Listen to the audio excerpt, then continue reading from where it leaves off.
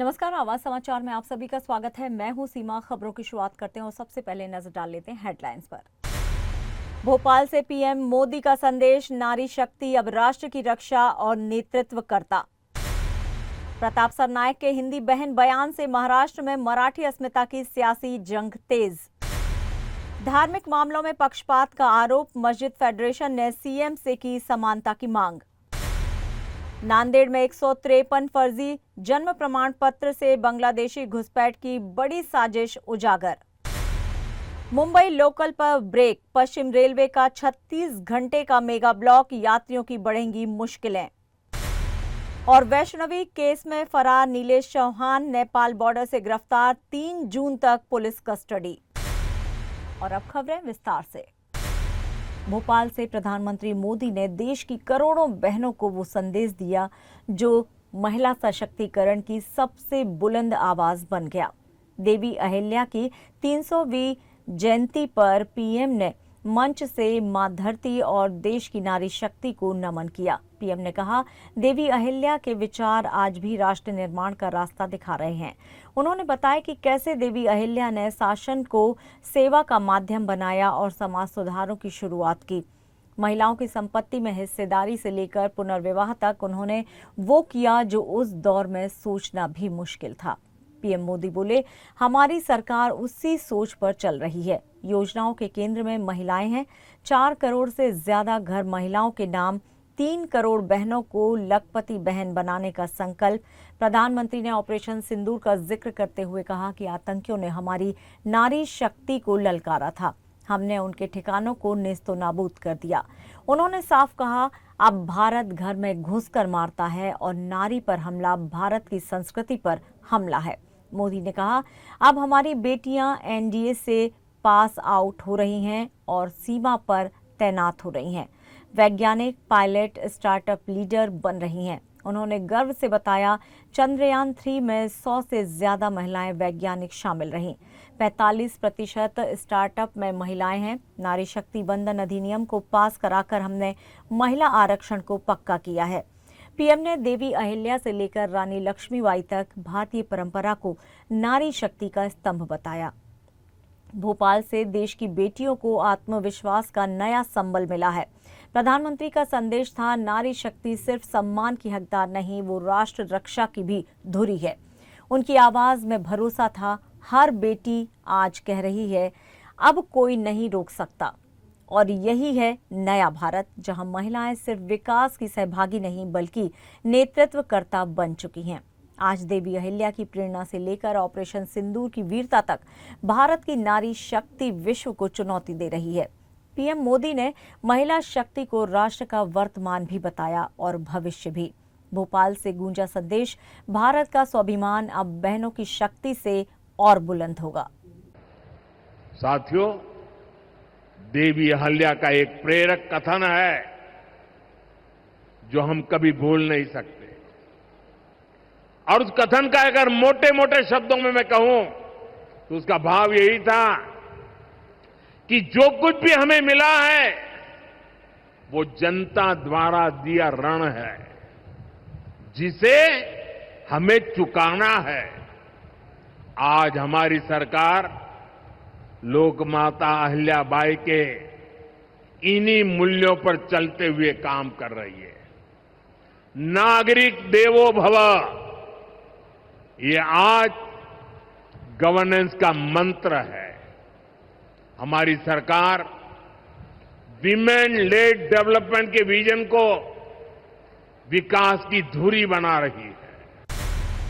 हिंदी भाषा को लेकर महाराष्ट्र की सियासत एक बार फिर से गर्मा गई है। परिवहन मंत्री प्रताप सरनाइक के ताजा बयान ने विवादों की आग को भड़का दिया है। सरनाइक ने कहा है कि हिंदी अब मुंबई की बोलचाल की भाषा बन चुकी है। हिंदी हमारी प्यारी बहन है।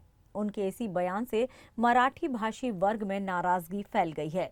अभी ठाणे में जब भी मैं मेरे कार्यकर्ताओं से, मेरे उस विभाग के जनता से जब भी बात करता हूं तो प्योर मराठी में बात करता हूं, मगर जैसे जैसे मैं ठाणा की हद क्रॉस करता हूं और मीरा भाईंदर की ओर जाता हूं तो मीरा भाईंदर में एंट्री किया तो मेरे मुंह से ऑटोमेटिक हिंदी लैंग्वेज चालू हो जाती है। हम भी कभी कभी हिंदी बोल देते हैं, मगर बीच में हमारे एक दो वर्ड कभी इंग्लिश आ जाते हैं तो कभी मराठी आ जाते हैं, तो हमारी ये बोली भाषा हम हिंदी को कहते हैं। आजकल हम लोग ऐसे बोलते हैं कि मराठी मेरी मातृभूमि है, मेरी माँ है, मगर हिंदी हमारी लाडली बहन है।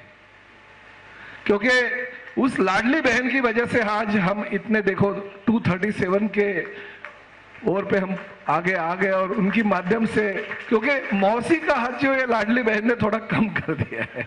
शिवसेना उद्धव गुट दल और महाराष्ट्र नवनिर्माण सेना के नेता शिंदे शिवसेना दल के नेता और राज्य के परिवहन मंत्री प्रताप सरनायक के इस बयान की तीखी आलोचना कर रहे हैं। विरोधी पक्ष के दलों का कहना है कि मुंबई मराठी मानुष की भूमि है और यहां मराठी भाषा को दरकिनार करना अस्वीकार है। उन्होंने इसे मराठी अस्मिता पर सीधा हमला बताया। बता दें कि राज्य के परिवहन मंत्री के इस बयान के बाद सोशल मीडिया पर भी सरनायक को जमकर घेरा जा रहा है। मराठी समुदाय के कई नेताओं और संगठनों ने बयान को तुरंत वापस लेने की मांग की है। वहीं बीजेपी और शिंदे गुट इस विवाद पर चुप्पी साधे हुए हैं। मस्जिद फेडरेशन के ट्रस्टियों ने महाराष्ट्र के मुख्यमंत्री और मुंबई पुलिस आयुक्त को एक ज्ञापन सौंपते हुए धार्मिक मामलों में निष्पक्षता की मांग की है। ट्रस्टियों का कहना है कि मस्जिदों में अजान के दौरान हॉर्न या लाउड स्पीकर को लेकर तुरंत कार्रवाई होती है, जबकि दूसरे धर्मों के आयोजनों में ऐसी सख्ती नहीं दिखाई जाती। उन्होंने इसे एक तरफा और सौतेला व्यवहार बताया और कहा कि इस तरह की कार्रवाइयां बिना किसी संवाद या सूचना के होती हैं, जिससे मुस्लिम समुदाय आहत होता है। फेडरेशन ने यह भी साफ किया है कि उन्होंने कभी भी हिंदू त्योहारों या जुलूसों के लाउड स्पीकर पर कोई आपत्ति नहीं जताई है।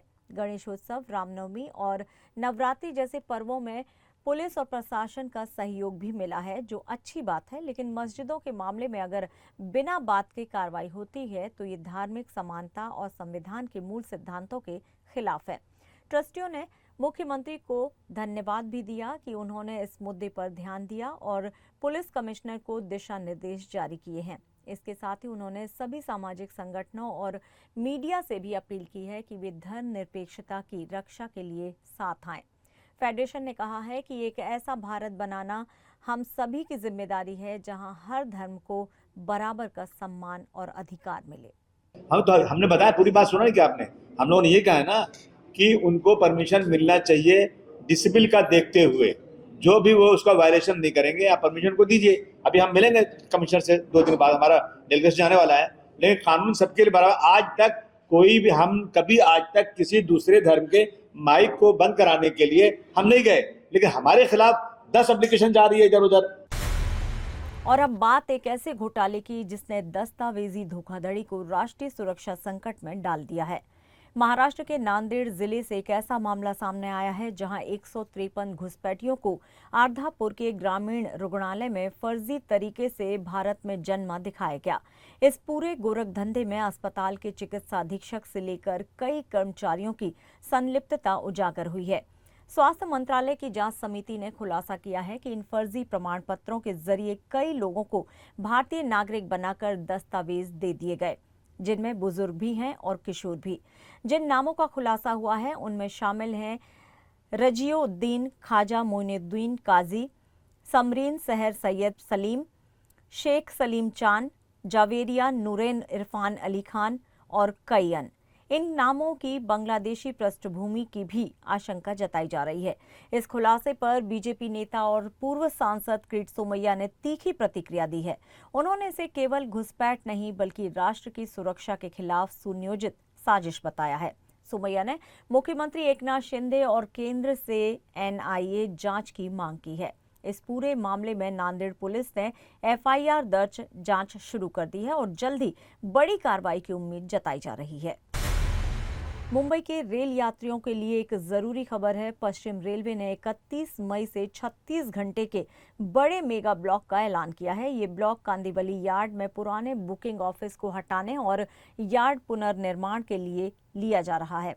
ये मेगा ब्लॉक शनिवार 31 मई को दोपहर 1 बजे से शुरू होकर सोमवार 2 जून की सुबह 1 बजे तक जारी रहेगा। इस ब्लॉक के चलते पहले 3 दिन 73 लोकल ट्रेन सेवाएं रद्द रहेंगी, जबकि अगले दिन ये संख्या नवासी तक पहुंच सकती है। पश्चिम रेलवे के मुताबिक ये ब्लॉक मुख्य रूप से 5वीं लाइन और यार्ड लाइनों को प्रभावित करेगा। ब्लॉक के दौरान यात्री असुविधा से बचें, इसके लिए कई लोकल और मेल एक्सप्रेस ट्रेनों को फास्ट लाइन पर डाइवर्ट किया जाएगा। रेलवे प्रशासन ने यात्रियों से अपील की है कि वे यात्रा से पहले अपडेट शेड्यूल जरूर चेक कर लें। सूचना के लिए रेलवे ने अपने पोर्टल और स्टेशन पर घोषणाओं की व्यवस्था भी की है। मुंबई लोकल देश की जीवन रेखा मानी जाती है, ऐसे में इस ब्लॉक का असर लाखों यात्रियों पर पड़ सकता है। यात्रियों को थोड़ी दिक्कत जरूर होगी, लेकिन रेलवे का कहना है कि ये जरूरी कार्य भविष्य की सुविधाओं के लिए ही किया जा रहा है। वैष्णवी हगवने आत्महत्या मामले में आखिरकार फरार आरोपी नीलेश चौहान पुलिस की गिरफ्त में आ गया है। भागवत पुलिस ने नीलेश को आज शिवाजी नगर जिला कोर्ट में पेश किया, जहां अदालत ने उसे 3 जून तक पुलिस कस्टडी में भेज दिया है। नीलेश पिछले 10 दिनों से फरार था और पुलिस लगातार उसकी तलाश में जुटी थी। इस बीच उसे 30 मई को नेपाल की सीमा से गिरफ्तार किया गया। पुलिस सूत्रों के मुताबिक नीलेश चौहान का वैष्णवी के परिवार को धमकाने और दबाव बनाने का भी गंभीर आरोप है। वैष्णवी की आत्महत्या के बाद मामला लगातार सुर्खियों में बना हुआ है और पीड़िता के परिवार को न्याय दिलाने की मांग को लेकर समाज में आक्रोश भी है। नीलेश की गिरफ्तारी से मामले की जांच को अहम दिशा मिल सकती है और पुलिस अब उससे पूछताछ कर आत्महत्या के पीछे की परिस्थितियों को स्पष्ट करना चाहती है। पुलिस ये भी जांच कर रही है कि क्या इस पूरे मामले में और लोग शामिल हैं और क्या वैष्णवी को मानसिक रूप से प्रताड़ित किया गया था। गौरतलब है कि इस केस ने समाज और सोशल मीडिया पर बड़ी बहस को जन्म दे दिया है कि लड़कियों की सुरक्षा और न्याय व्यवस्था किस हद तक मजबूत है। अब सबकी निगाहें 3 जून को अगली सुनवाई पर टिकी हैं, जहां पुलिस द्वारा पेश की जाने वाली जानकारी से केस में कई अहम खुलासे हो सकते हैं। वहीं वैष्णवी के माता पिता और उनके समर्थक लगातार मांग कर रहे हैं कि आरोपी को सख्त से सख्त सजा दी जाए। नीलेश चौहान की गिरफ्तारी से पीड़ित परिवार को थोड़ी राहत जरूर मिली है, लेकिन न्याय की लड़ाई अभी पूरी नहीं हुई है। अब देखने वाली बात होगी कि पुलिस की पूछताछ में क्या नए पहलू सामने आते हैं और क्या वैष्णवी को सच में न्याय मिल पाएगा। खबरों में यहाँ लेंगे एक छोटा सा ब्रेक। आप बने रहिए आवाज समाचार के साथ।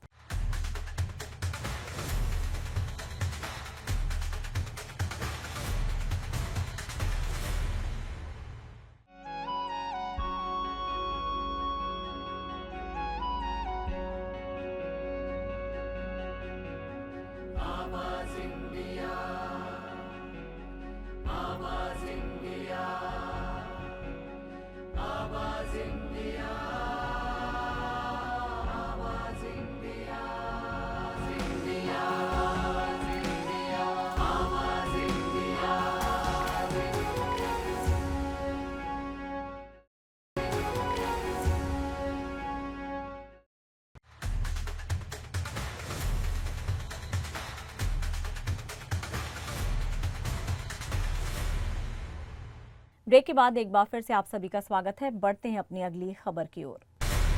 मराठा गौरव गाथा को बड़े पर्दे पर लाने की एक और पहल की जा रही है। छत्रपति संभाजी महाराज पर आधारित फिल्म छावा के बाद अब देवी अहिल्याबाई होलकर के जीवन पर फिल्म बनाई जाएगी। इसका ऐलान खुद महाराष्ट्र के मुख्यमंत्री देवेंद्र फडणवीस ने किया। ये घोषणा देवी अहिल्याबाई होलकर की 300वीं जयंती के अवसर पर महाराष्ट्र के अहिल्यानगर जिले के चौड़ी में आयोजित भव्य समारोह में की गई। इस ऐतिहासिक कार्यक्रम में उप मुख्यमंत्री एकनाथ शिंदे और मुख्यमंत्री देवेंद्र फडणवीस दोनों ही शामिल हुए। फडणवीस ने कहा कि देवी अहिल्याबाई का जीवन भारतीय संस्कृति, प्रशासनिक दक्षता और नारी शक्ति का प्रतीक है। उन्होंने समाज कल्याण और सुशासन की जो मिसाल पेश की है वो आज भी प्रेरणादायक है। फिल्म का निर्माण छावा की तर्ज पर बड़े स्तर पर किया जाएगा और इसका उद्देश्य मराठा इतिहास को नई पीढ़ी तक प्रभावशाली रूप से पहुंचाना है। उन्होंने कहा कि इस फिल्म के जरिए अहिल्याबाई के संघर्ष, त्याग और दूरदर्शिता को दुनिया के सामने लाया जाएगा। कार्यक्रम में उपस्थित लोगों ने इस घोषणा पर तालियों से स्वागत किया। चौड़ी में पूरे दिन ऐतिहासिक झांकियां, सांस्कृतिक प्रस्तुतियां और श्रद्धांजलि समारोह आयोजित हुए। राज्य सरकार ने ये भी संकेत दिया कि आने वाले समय में ऐसे कई और ऐतिहासिक किरदारों पर आधारित फिल्में बनाई जाएंगी ताकि मराठा साम्राज्य का गौरव जन जन तक पहुंचाया जा सके। आइए सुनते हैं क्या कुछ कह रहे हैं मुख्यमंत्री देवेंद्र फडणवीस। कधी कधी इतिहास फार क्रूर असतो. छत्रपती संभाजी महाराजांचा इतिहास हा जनसामान्यांपर्यंत पोहोचण्याकरता दुर्दैवाने चित्रपटाची निर्मिती झाली आणि छावा चित्रपटानंतर आजच्या पिढीला तो दैदिप्यमान इतिहास काल आधी माहिती होता, पण तो जनसामान्यांपर्यंत पोहोचण्यात कुठेतरी आपण अपयशी झालो होतो. आणि म्हणून आमच्या लक्षात आलं की सिनेमा एक असं माध्यम आहे की ज्यातनं इतिहास पोचू शकतो. आणि म्हणून आपल्या मंत्रिमंडळाने निर्णय केलेला आहे, अहिल्या मातांच्या जीवनावर बहुभाषिक कमर्शियल चित्रपट आपण तयार करणार आहोत, जो सगळ्या भाषांमध्ये त्या ठिकाणी आपण तयार करणार आहोत, जेणेकरून केवळ महाराष्ट्रात, मध्य भारतात नाही तर संपूर्ण भारतामध्ये अगदी दक्षिणेपासून उत्तरेकडे, पश्चिमेपासून पूर्वेकडे सगळीकडे अहिल्या मातांचं हे चरित्र, त्यांचं काम, त्यांचं कर्तृत्व आणि या देशावरचे आणि समाजावरचे त्यांचे उपकार हे शेवटच्या माणसापर्यंत पोहोचले पाहिजे. हा आपला निश्चितपणे या ठिकाणी प्रयत्न आहे. एनआईए ने झारखंड में माओवादियों की बड़ी साजिश का पर्दाफाश करते हुए 3 कुख्यात माओवादी कार्यकर्ताओं के खिलाफ अदालत में आरोप पत्र दाखिल किया है।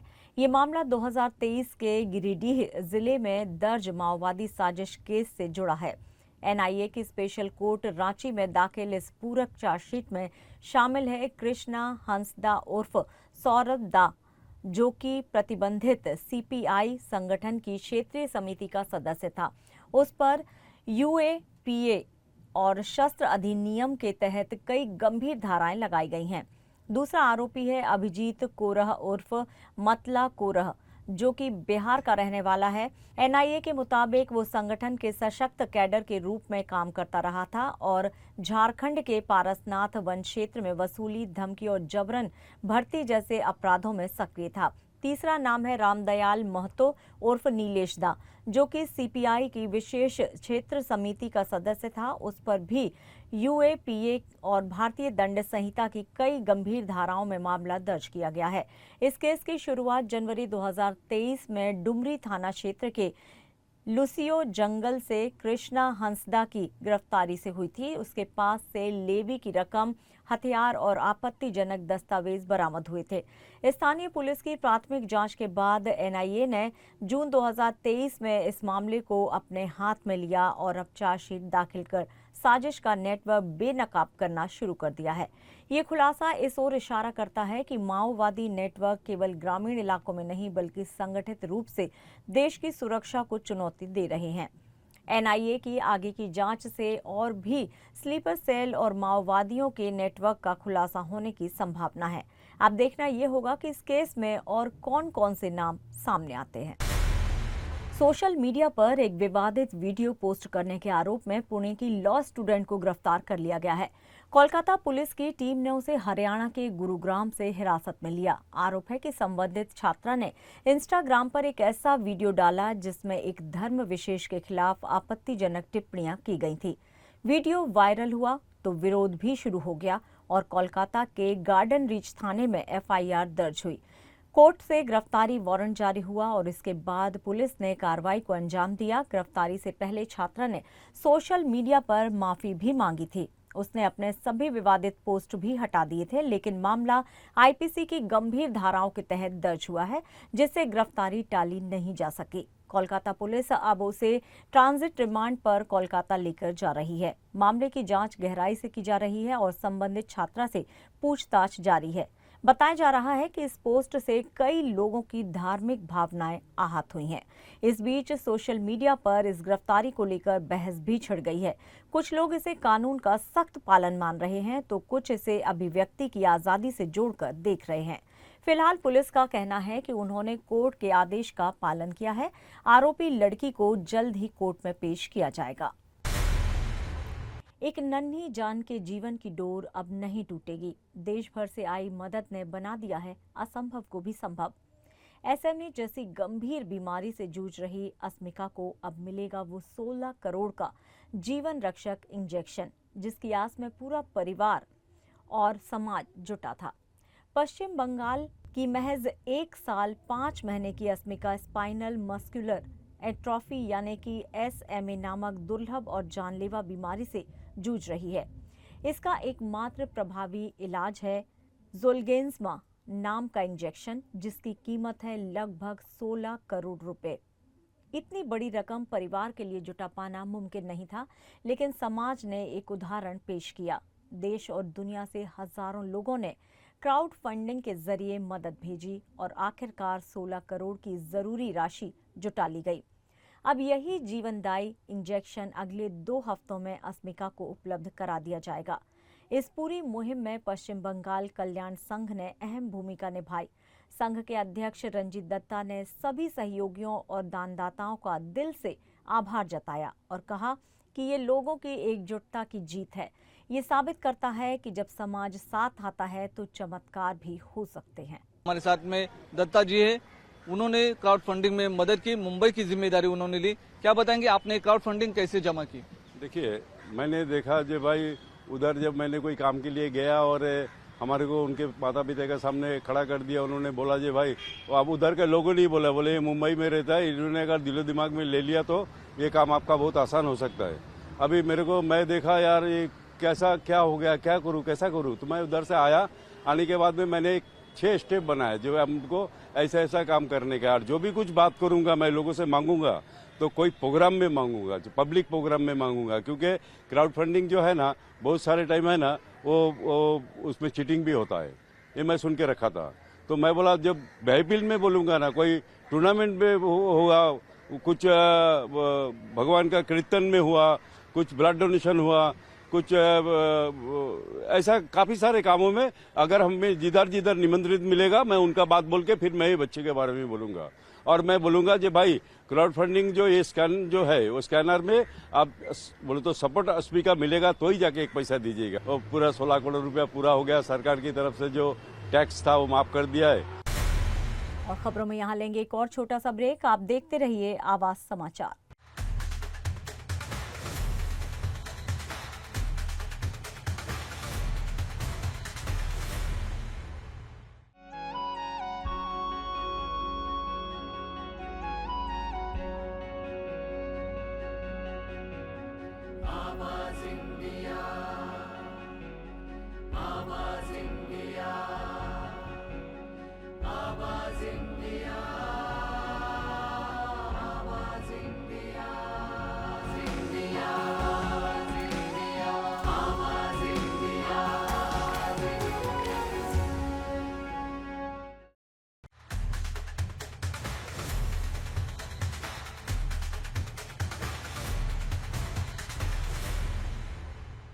ब्रेक के बाद एक बार फिर से आप सभी का स्वागत है। बढ़ते हैं अपनी अगली खबर की ओर। राज कुंद्रा एक बार फिर से चर्चा में है, इस बार IPL टीम राजस्थान रॉयल्स को लेकर।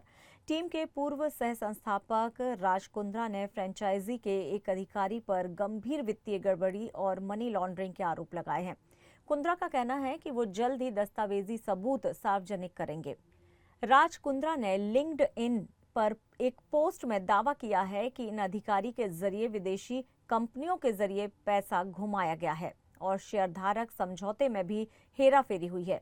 उन्होंने कहा है कि 2 जून को वो एक प्रेस कॉन्फ्रेंस में इस पूरे मामले का खुलासा करेंगे। राज ने BCCI को टैग करते हुए एक फोटो भी साझा की जिसमें कर्मा बोल लिखा था और इशारा दिया गया कि वक्त आने पर सब सामने लाया जाएगा। बता दें कि 2009 में राज कुंद्रा और शिल्पा शेट्टी ने करीब $15.4 मिलियन में राजस्थान रॉयल्स की 11.7% हिस्सेदारी खरीदी थी। अब अगर राज कुंद्रा के आरोप सही साबित होते हैं तो राजस्थान रॉयल्स को दोबारा निलंबन जैसी सख्त कार्रवाई का सामना करना पड़ सकता है। ये देखना दिलचस्प होगा कि BCCI इस मामले में क्या कदम उठाती है। बॉलीवुड से दूरी बना चुकी अभिनेत्री ममता कुलकर्णी एक बार फिर से सुर्खियों में है। इस बार वजह है उनका एक बड़ा और साफ बयान। ममता ने कहा है कि उन्हें मुसलमानों से बेहद प्यार है और उनके जीवन के कठिन दौर में मुसलमान समाज ने उन्हें भरपूर स्नेह दिया। उन्होंने ये भी बताया कि अपनी साधना के दिनों में उन्होंने दुबई में लंबा वक्त बिताया जहां उन्हें अपनापन महसूस हुआ। लेकिन इसी दौरान ममता कुलकर्णी ने आतंकवाद को लेकर भी सख्त रुख अपनाया है। उन्होंने साफ कहा कि आतंकवाद से उन्हें नफरत है। ममता ने कहा आतंकवादी न किसी मजहब का होता है न ही किसी रिश्ते का। वो सिर्फ एक अपराधी होता है। उनका ये बयान ऐसे वक्त में आया है जब धर्म और आतंकवाद को जोड़ने की बहस तेज है। ममता ने अपने अनुभव के जरिए ये संदेश दिया है कि एक पूरे समुदाय को आतंक से जोड़ना गलत है। उनके मुताबिक मोहब्बत, इंसानियत और सहयोग का भी कोई धर्म नहीं होता। भारत की बेटी फिर से एक बार इतिहास रच सकती है और देश की निगाहें टिकी हैं एक चेहरे पर, नंदिनी गुप्ता। आज है मौका जब 8 साल बाद फिर से भारत को मिल सकता है मिस वर्ल्ड का खिताब। तेलंगाना के हैदराबाद में आज यानी कि 31 मई को होने जा रहा है 72वें मिस वर्ल्ड का ग्रैंड फिनाले। हाईटेक प्रदर्शनी सेंटर में इस शानदार आयोजन में भारत का प्रतिनिधित्व कर रही है राजस्थान की नंदिनी गुप्ता। नंदिनी अगर जीतती हैं तो वो बनेंगी भारत की 7वीं मिस वर्ल्ड और 8 साल बाद देश को फिर से मिलेगा एक ताज। 13 सितंबर 2003 को कोटा में जन्मी नंदिनी गुप्ता ने सेंट पॉल स्कूल से पढ़ाई की और मुंबई के लाला लाजपत राय कॉलेज से बिजनेस मैनेजमेंट में ग्रेजुएशन कर रही हैं। नंदिनी ने 2003 में फेमिना मिस राजस्थान का खिताब जीता और सिर्फ 19 साल की उम्र में बनी मिस इंडिया, यानी कम उम्र में ही उन्होंने देश भर में नाम रोशन कर दिया। दिलचस्प बात यह है कि नंदिनी महज 10 साल की उम्र से ही मिस इंडिया बनने का सपना देखती थी और जब मिस वर्ल्ड के मंच पर उनसे पूछा गया कि वो दुनिया बदलना चाहेंगी या खुद को, तो उनका जवाब था बदलाव खुद से शुरू होता है। ये सोच ही उन्हें भीड़ से अलग बनाती है। सोशल मीडिया पर भी नंदिनी का खासा असर है। इंस्टाग्राम पर उनके 1.37 लाख से ज्यादा फॉलोअर्स हैं और लोग उनके हर कदम पर नजर रखते हैं। भारत अब तक 6 बार मिस वर्ल्ड का ताज जीत चुका है, रीता फारिया से लेकर मानुषी छिल्लर तक, और अब 2025 में नंदिनी गुप्ता से उम्मीदें बंधी हुई हैं कि वो इस गौरव को एक बार फिर से दोहराएंगे। और फिलहाल आवाज समाचार में इतना ही। आप देखते रहिए आवाज इंडिया। नमस्कार।